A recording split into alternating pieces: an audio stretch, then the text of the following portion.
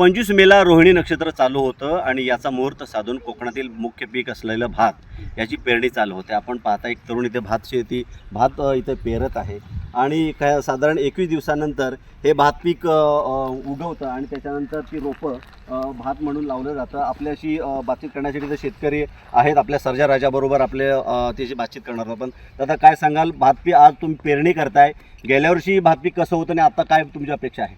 खरं तर गेल्या वर्षी चांगले भात आले होते, चांगले पीक आले होते, पण या पावसाने झोडपलं, त्याच्यामुळे सर्व झोपून गेलं आणि त्याच्यात आम्हाला एक दाणासुद्धा भेटला नाही, असं झाले, अशी नुकसानी झाली आमची. पण यावर्षी बघूया, आता आम्ही करतो आणि पेरणी याच्यात काय आम्हाला उपयोग होतो ते बघू. आपण बघू याच्यावर सरकार काय लक्ष देतं, काय बघू, त्या लक्ष देतं का नाही ते बघू आम्ही.